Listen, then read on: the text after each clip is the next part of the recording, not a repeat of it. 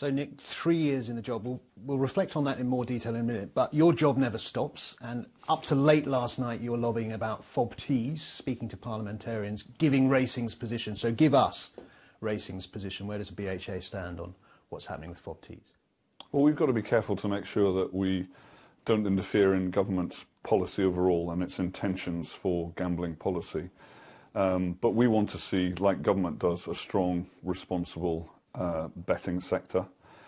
We recognise our strong links with the betting sector, and we want to make sure that our relationship there and the legislation affecting betting is constructive for the racing industry. And we recognise the strong contribution that betting plays to our sport. So we're very clear with government that if it was to go to a £2 maximum stake on fixed odds betting terminals, that would have a significant impact in the short and medium term on British racing. So we want government to understand that fully before it makes its final decision, and we're taking steps to ensure that they understand the impacts, they understand the cash flows and the likely impact on our sport. And one thing just to say, Sean, is that the great work that government has done in helping us extend the levy, which no doubt we'll talk about later on, could be undone at a stroke if there's a move to a £2 maximum stake. So you're saying it will be impacted. It's a big impact. It's at the lower end of Martin Cruddas' thing. So what are we saying? Several tens of millions of pounds? Well, I think that the estimate around £50 million is fairly clear, because I think that there will be at least 1,500 or 2,000 shops closing if we hit the £2 mark over the next couple of years. Do you think that message is getting through to various groups? Let's start with the parliamentarians you're speaking to, the MPs who are going to make this decision. Are they getting that message? Do they believe you? Oh no, I think they believe that. I think they understand that. That betting businesses, and obviously I worked there for a number of years, have a good record of regeneration when there is adverse legislation, as they might see it. But parliamentarians have to consider a wider picture, and I think, you know, if racing sort of pushes its case, that isn't necessarily enough in its own right to change government's mind when it's considering gambling addiction and other issues that they are concerned about and that the public is concerned about. But we want to make sure that they make their decision on an informed basis, and that they understand that if they did go to the lowest mooted number in the consultation, and the piece that was covered at the weekend in the Sunday Times indicating that it could be a £2 maximum decision, the impact that will have on British racing. So all we can do is make sure they understand that case and take it into consideration. And government has stated that it will support British racing. It's shown that it did it last year. And it has said that with regard to any policy on gambling, it will take into account the needs of British racing. So we make our case as strongly as we can, and we hope that they take their decision based on evidence, but also, you know, they have to consider the needs of problem gambling, which is a public issue for concern. Okay, so let's tease a couple of those things out. Before we do, we should probably spell out to people, because not all people have made that link. Not all people understand why changing the stake limit on FOBTs affects horse racing. So we should spell that out. What's the impact? Well, the impact would be the argument and the data put forward by the bookmakers, who are much closer to their businesses than I am now. 3 years ago I was very close to it and being involved in it.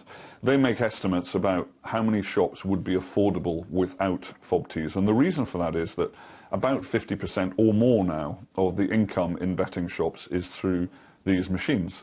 They've become very popular over the last 10 to 15 years. So without that income, assuming that there was a reduction to £2, there could be expected in most shops to be a considerable drop in income. And for some of those shops, and perhaps a significant number of those shops, it will tip them into unprofitable territory. Which means at that point, they're not going to pay for, well, you know, media rights from the racecourses through the media companies, through SIS, and so on. And when that happens, the money doesn't go back to racecourses. Racecourses, you know, then have a reduced capacity to invest in prize money and so on. So are you conceding that FOBTs are an issue in terms of problem gambling, and that something must be done about them? I think they're perceived to be an issue, and there's a lot of public concern. The evidence suggests that people who do have problems with gambling enjoy FOBTs as a product. It's not causal in the evidence, but it's one of those products that problem gamblers have a propensity to take part in. I think government has some concern about, over the years, about as they see it, the proliferation of betting shops, and perhaps their own policy in restricting the number of machines per shop to 4 has created some inflation in the numbers of betting shops. Actually, I don't accept that that an unfounded move to an arbitrary stake cap is the answer to problem gambling, but government is clearly under pressure to take some action, and I think it's accepted that some action should be taken with regard to FOBTs. So it seems to me you're saying racing is, to a certain extent, if not subsidised, receives income as a result of betting shops, which themselves are kept afloat by FOBTs. But there are issues around FOBTs, which begs the question, why does horse racing want to make money out of these machines when you concede that they're a problem? Well, no, I concede that they're a problem in perception terms, and that it's likely clearly government is going to take some action in respect of that. We don't directly make money out of the machines. I think it's clear that in time the landscape between digital and retail betting is changing. We want to remain in harmony with it. It is a legitimate concern for us that responsible gambling does take place, but that we keep as many of these shops open as possible. I personally think, looking at the evidence that was available to me 3 years ago, that when I was working for Ladbrokes, that there is a sweet spot between the government achieving an important public perception that it has taken action, between minimising harm, and between keeping shops open.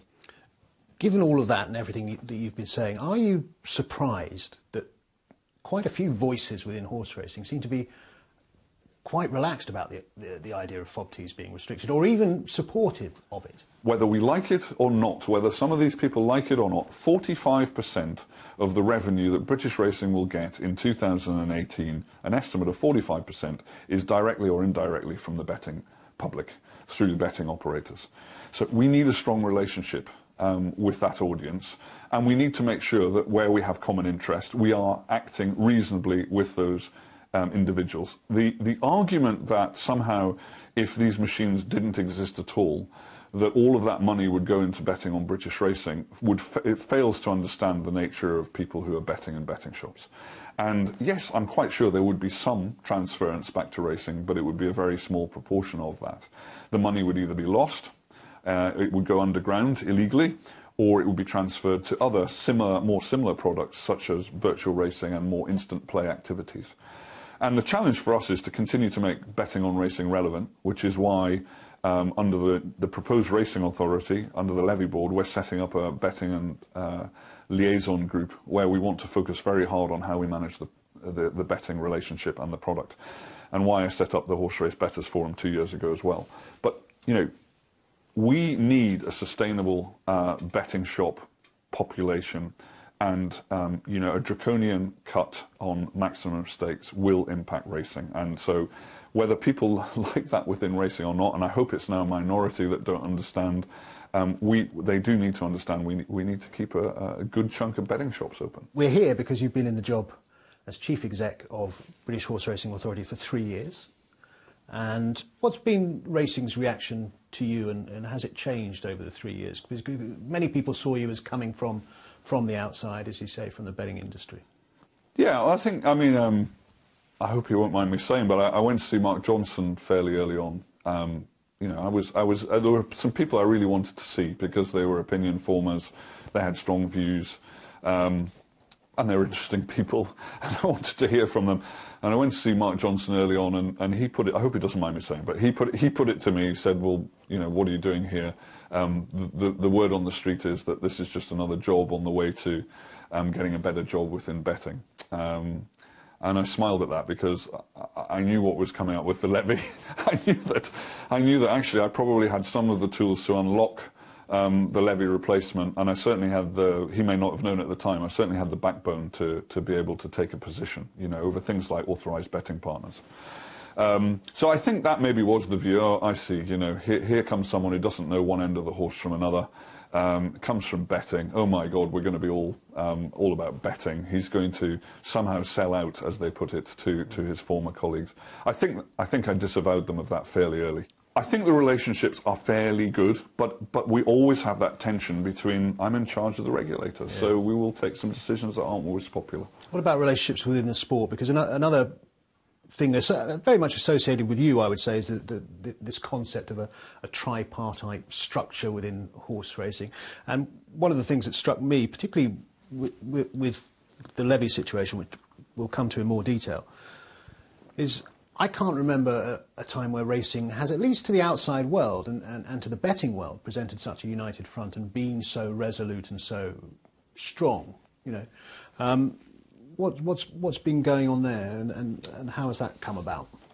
I think there are some strong leaders within racing, and there is sometimes we don't always have confidence in ourselves.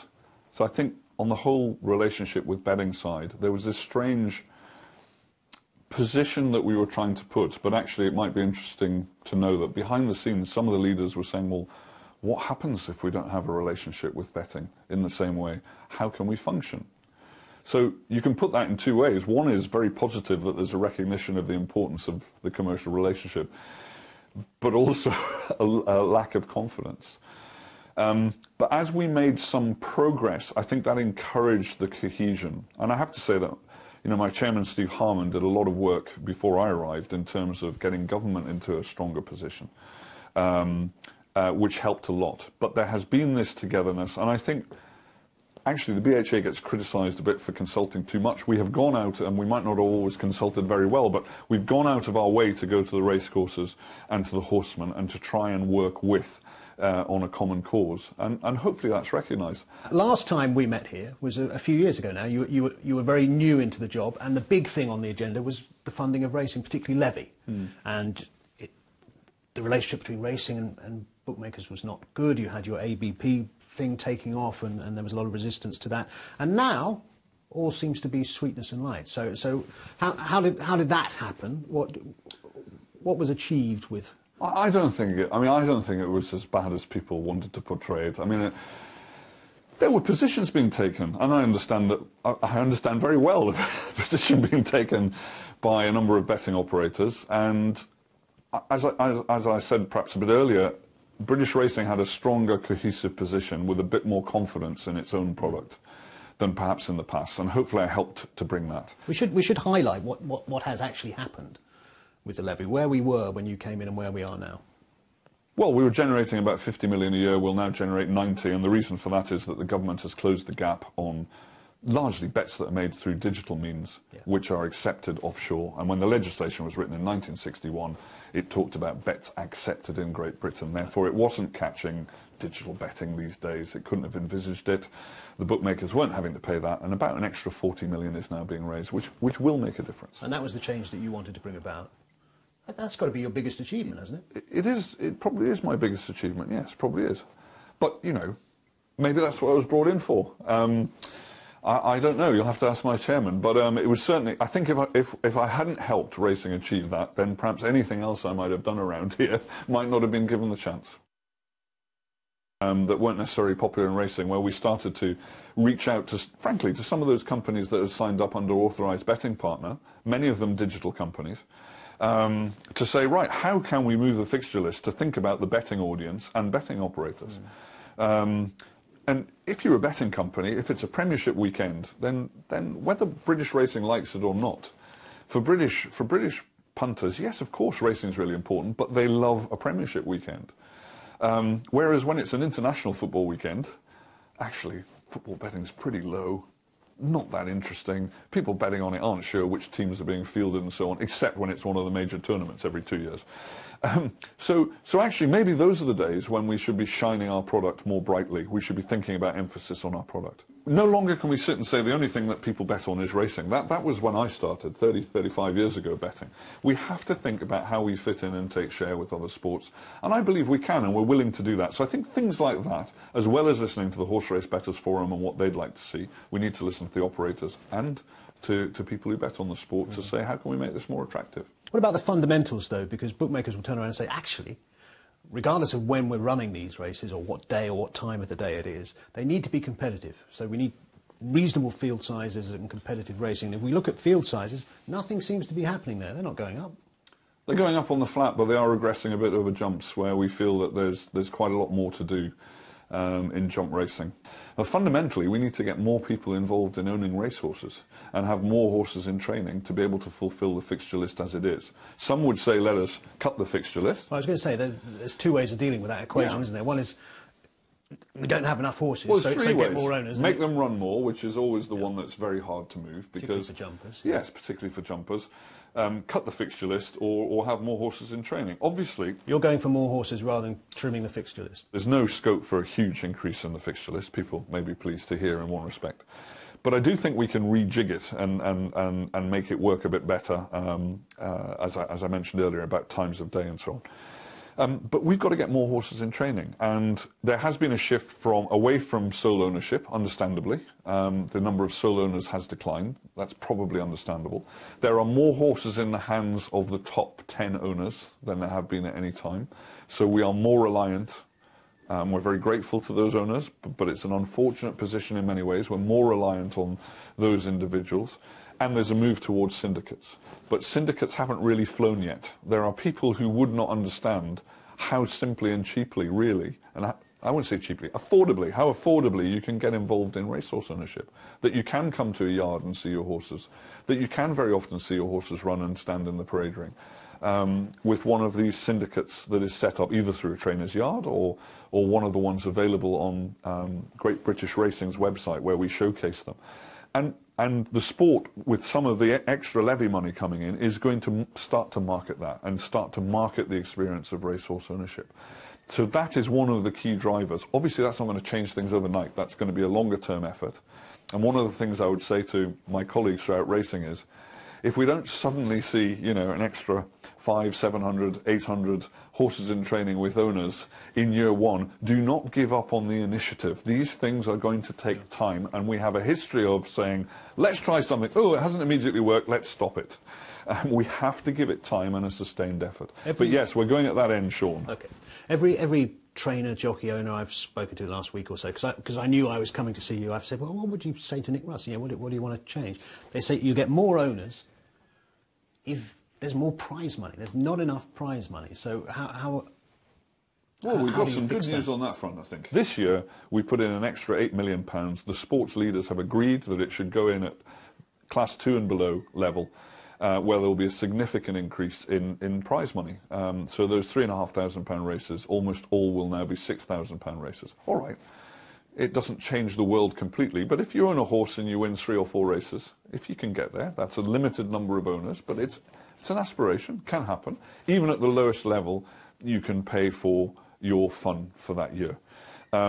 We've also put in what we're calling appearance money, so that most races in those classes from 5th to 8th place will have some form of payment for completing the race, and that should help field sizes a little bit as well. And we're starting to see, in the early stage of that, we are seeing a little bit of improvement in field sizes, though at the moment it's too early to take out seasonal factors, but we're encouraged by that. So if you finish even up to 8th place, then you can pick up between £250 and £450 in these races, which, for most horses running at Catterick today, will cover their day's expenses.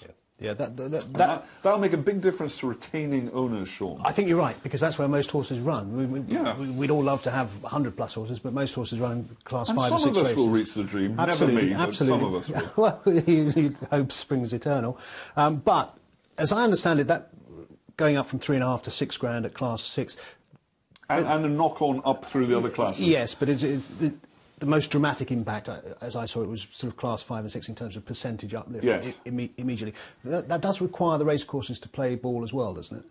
Yes, it does. So there is an element of that money which is available, providing the racecourses put in some of their own money. Is that going to happen? Well, I think we're seeing it happen. We've seen commitments from Jockey Club, Ascot, ARC to a certain extent as well have made commitments, and in all the races that have been happening so far, I think you've seen this money being unlocked by the majority of racecourses.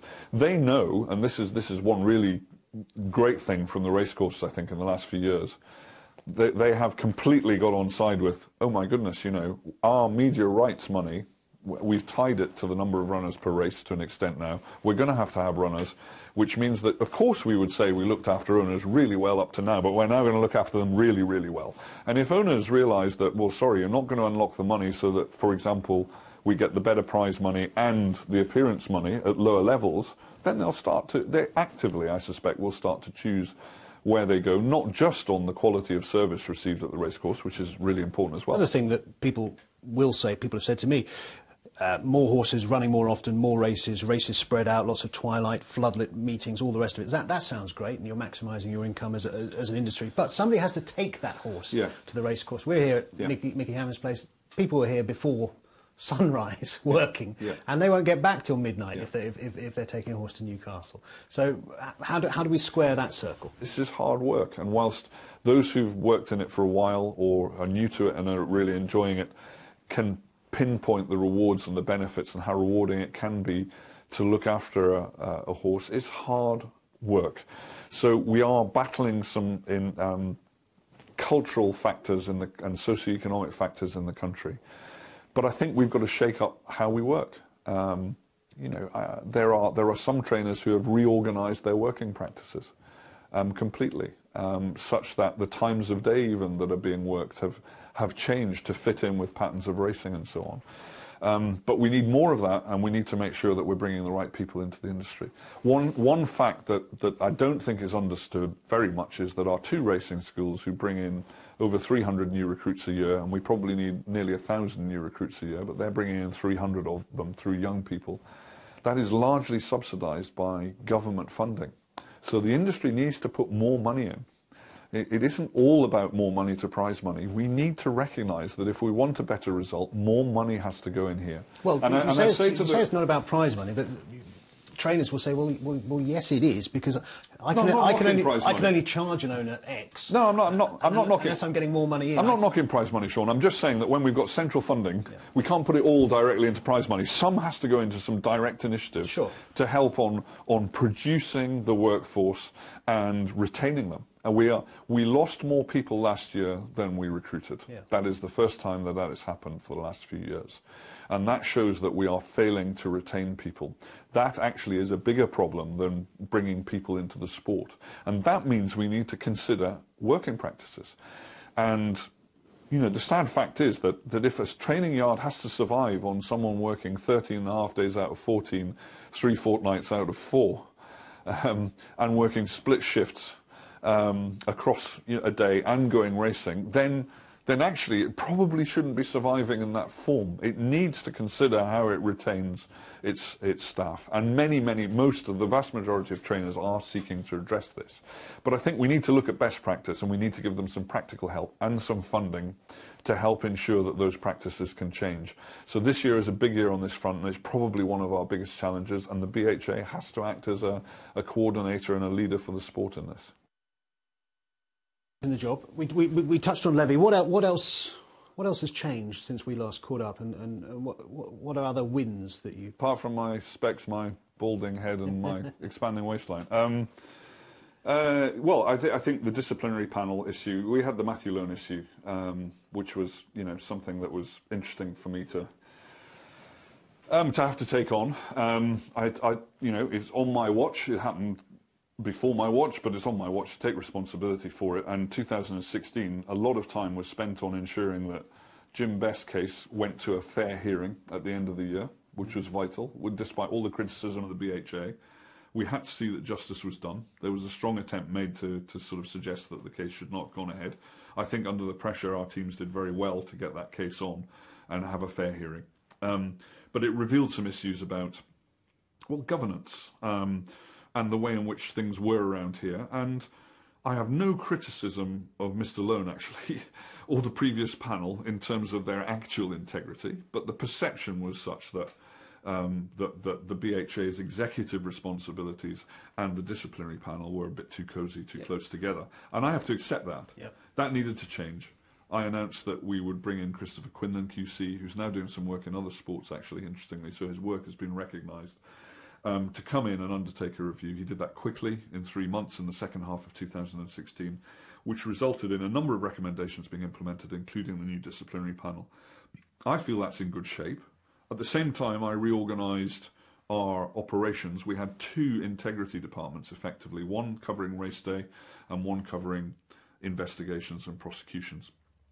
So I had 2 different directors working for me in those areas, and I decided that there was a bit of perhaps silo working, and that the emerging evidence coming out of the Matthew Lone situation and the Jim Best case meant that that I should consolidate into one group. And I think that has brought benefits as well, in that 3-year-old cases have gone, we've dealt with them, we've played catch up on the Lone cases, cases are being brought in good time where it's within our control.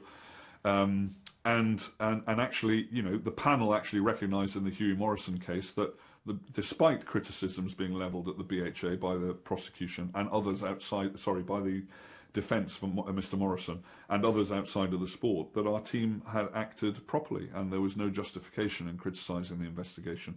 Save for, they're saying we should have looked at hair testing generally, but that wasn't specific to this case. So I feel we have made a lot of progress in that front, and that's very important for the sport. I think we have a disciplinary system now that is getting to a position the sport can be very proud of it.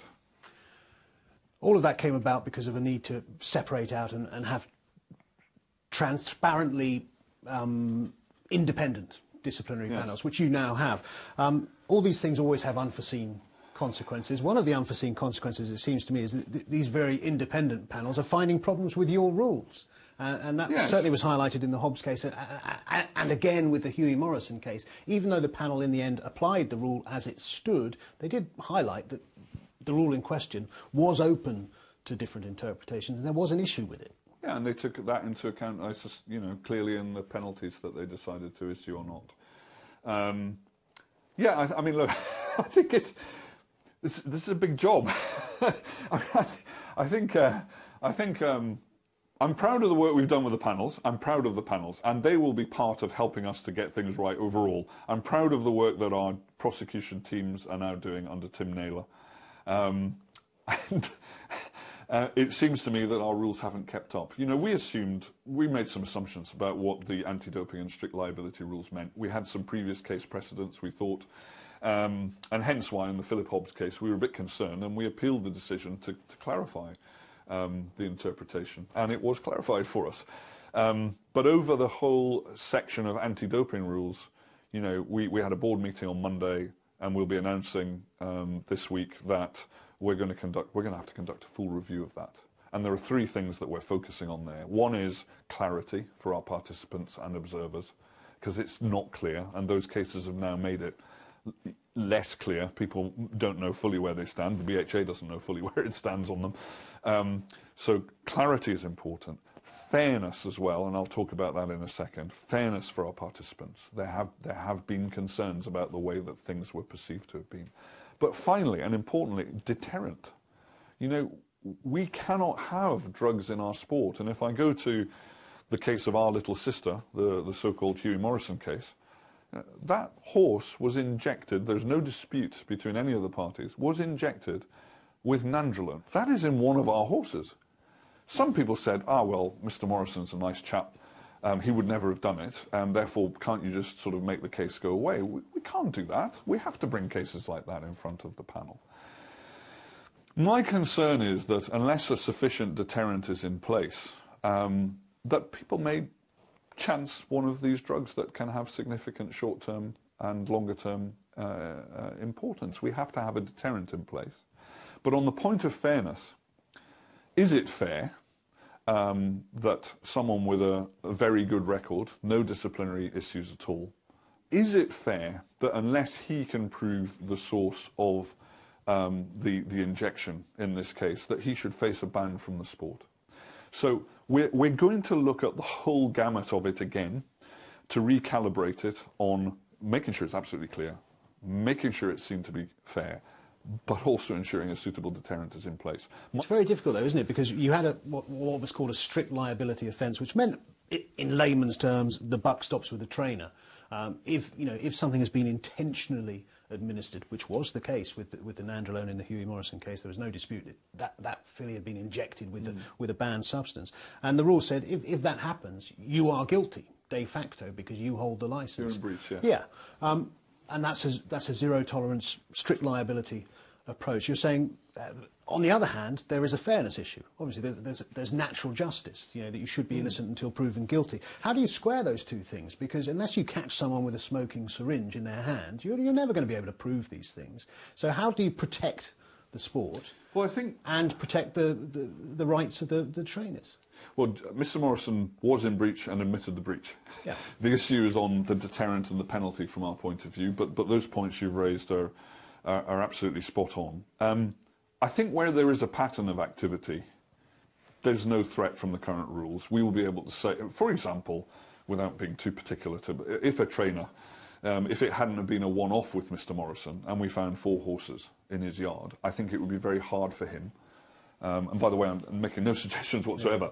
Mr Morrison is clear and did not undertake that. The panel was very clear on that. But in a case like that, where you find 4 horses or an Al-Zaruni type case, it's going to be very hard for you to say that this did not happen on your watch, or that you should not have detected that 8 of your horses or 4 of your horses have this in you. So in those cases, I'm not worried that if we were asleep at the wheel now and we did nothing with our regulation, I'm not worried that we wouldn't pick those up. We would.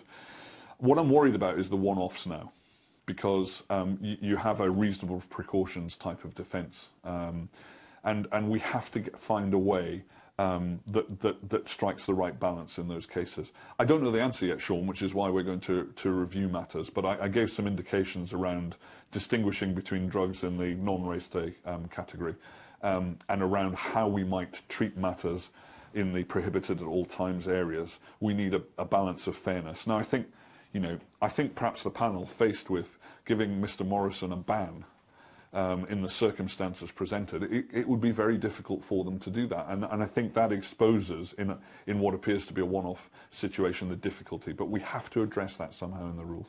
Okay, so but we've got things like testing regimes as well, which we will increasingly adjust, Sean, to look at out-of-competition testing and try and pick up more of these things as we go. What else has changed since you came in? Horserace Bettors Forum, that's one of yours, I think. Yes. How's that going? Well, I think very well. It's challenging for us in the BHA. I mean, we wanted to set it up in a way where it had some help to get going and a bit of a badge to help it make some progress, but at the same time be independent of us, so that it can be outspoken against the BHA, which it has been on occasions. I think they're getting to grips with some of the real issues now, not just with horse racing, but also on the betting front, with betting operators, with the Gambling Commission and so on. And perhaps some of the ideas that seemed, really important to them, but perhaps they're beginning to understand are less realistic to be delivered. They've moved on from those and are focusing on the things that could really make a difference for consumers. And I'm pleased with their work. I'd like to see a bit more diversity come into that group. It is male, and over time we've got to make sure that happens. But I guess that reflects a lot of the history of those who bet on our sport. But I think they've got some exciting ideas, and the fact that the Gambling Commission is recognising them and working with them on a few issues, the fact that Simon Rowland spoke last night in Parliament, I haven't heard the outcome of that, but at one of the groups talking about minimum bet size and so on, I think shows that they're making some progress. That minimum bet size seems to be picked up by a few parliamentarians. We might see some movement on that. Do you think? I think we might. I think. Look, crikey, I've obviously operated in betting. It can't become like a tin of beans scenario in supermarkets where they're being sold for 4p as a loss leader, and you can go in and buy 300 crates of them as a consumer and out you go, because obviously the offer was designed in a particular way. But I do think that fair standards should be in place. There are a lot of T's and C's in adverts for new customers about the free bets, but there aren't necessarily any T's and C's about, well, we guarantee you to lay you £20 or so on. So you might sign up for an account on the basis that you think you could have 20 quid on, and actually you only get 5 quid on. So I think things like that, there needs to be some form of charter from the industry. But I think they're starting to recognise it as well. I mean, the fact that I think Richard Flint, who's one of the most forward-looking leaders of a betting operator, went to that debate last night. I don't know what he said in the end. He might have been totally against it, but I think he's willing to listen. I think others are too. But, the operators have to run their businesses, but I think it needs to be transparent in that regard as well. Does the BHA have a position on that, on the minimum bet? debate? I've just given it. I think. Well, you give me your position. Is that an official BHA position? We don't have an official position other than what I've said. Therefore, I suppose it's our official position. Well, it is now. Gosh, I feel powerful. It's on the record now. We'll see. WindOps, was that an HBF sort of prompted initiative? It was. The declaration of WindOps? Jamie Steer had been looking at WindOps for some time. I think, given some of the reaction we had from within the sport, it's always one that, you know, if we weren't fairly bold set of people in the BHA, whatever else people think of us, it would have been very easy to leave on the sidelines for an easier life. If I'd wanted an easier life, I'd have stayed in my last job. This is something that I think we get more from people who bet on the sport. We hear more from them about than anything else. The old one where the trainer comes on to at the races, you know, Bob's interviewing them, or Matt's interviewing them, or you're interviewing them, and, you know, nice win, 12-1 today, not unbacked today. You know, what do you put the improvement down to today? Well, had a wind up and it worked. Now, we know it's not magic. But I think if you've had a bet on that race and you know about it afterwards, you feel a little bit cheated. I think it's been a very interesting reaction. The flat trainers, I think, have had most concern, and I understand why, because we believe they're conducting less operations. There are more of them happening over jumps, and there are other factors to consider, like stallion values and so on. But I think the coverage it's had, actually, a lot of the sport has welcomed it, said, got no problem with this, I'm all for being transparent, say a number of trainers. And some of the debate about it has been quite useful. There's also a potential, you know, breeders are saying this can have a knock-on on bloodstock. You know, my mare might be seen to produce horses that need wind operations, or, you know, even more money, of course, my stallion may have a reputation for it, and that can damage things. We're not immune to the commercial impacts of that. We don't want to set out to cause damage. But obviously, you know, racing, you know, those who argue for the top end of racing very strongly rightly say we're trying to improve the breed. You know, if over time this does have an impact on that, so be it. And those stallions that may be affected in the market over time, there will be others whose values go the other way. You mentioned the diversity of one of your of the Horserace Bettors Forum. You've also set up a thing called the Diversity in Racing Group. What is that, and what's its objective? It's a cross-industry, but also some outsiders from directly outside the industry group to, frankly, look at the issues of diversity and any related issues, such as the issues identified by Gay Kellaway's expose in the Mirror. To say, how are we going to make sure that our sport is fair and open to all, and that we can ensure that racing has a much better reflection of the diversity of our country than it currently does. And this is not just an altruistic aim. You know, we want to do it for good reasons, because we want our sport to be seen in the right light. But actually, commercially, if we're to reach out and make sure that the sport is relevant to so-called minority groups in our country, then we have to be seen to be making an effort on this, and for people to see that, irrespective of your background, you can take part in racing and you can get on in racing. And I think we've got a lot to do, but there is a wherewithal and a will at the moment to make that happen. But we've still got a lot of old attitudes to change. We've got the equality in riding. What the French did, I think, is very bold. We have been very precious, quite rightly, about men and women can compete on equal terms. There's a piece of research coming out at a seminar next Tuesday, which has been done on one of the MBA courses at Liverpool University, a horse racing MBA course, which studies the performance of men and women and makes a very strong case to say that they ride equally.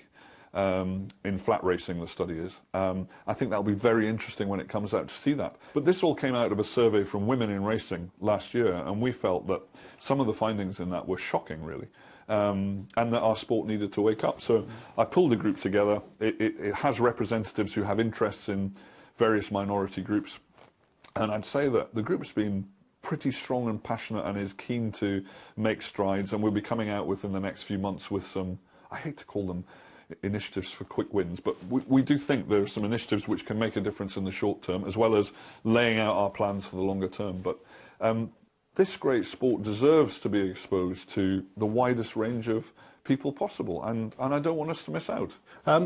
3 years, let's sort of round up the state of the nation? Is racing in a better spot now than it was 3 years ago? And if so, why? Well, in respect of my own performance in the BHA, it's for others to judge, I guess. I would say British racing is on the up. We've got some threats that we've talked about, but betting on British racing is up in the last couple of years. That's against an international trend of decline, and a long-term decline in Britain as well. But the Gambling Commission figures shows that betting is up. And I think perhaps some of the work we've done about focusing on, actually, let's hold the betting operators to account that our product does matter, has meant there's been more focus on it. Some of them have had to work harder on it because they didn't have the relationships through sponsorship. Others have worked harder at it because they did have it and they wanted to use it to their benefit. We've seen a bit of growth, so that's important. I'm optimistic about the diversity of the sport.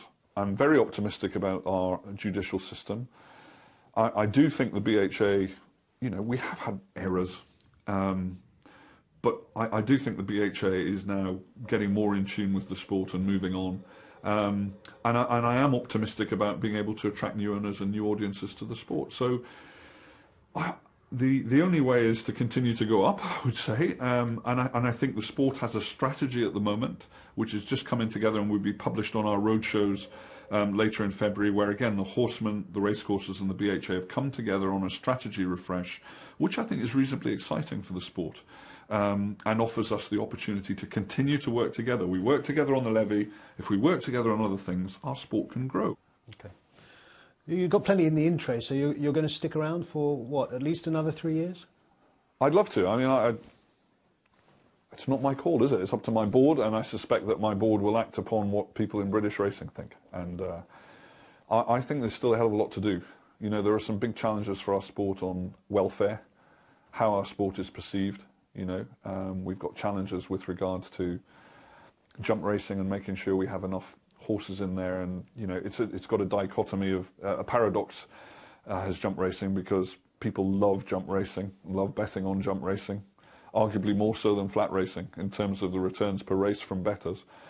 But from an ownership point of view, the quicker turnaround, the quicker enjoyment, if you like, of having a horse in training on the flat is winning the day more than over jumps at the moment. So we've got some challenges in that area as well that we need to address.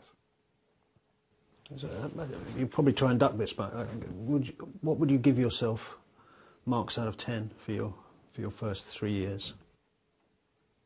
Well, so if I say what I really think, it might look immodest, because I think it's probably an 8.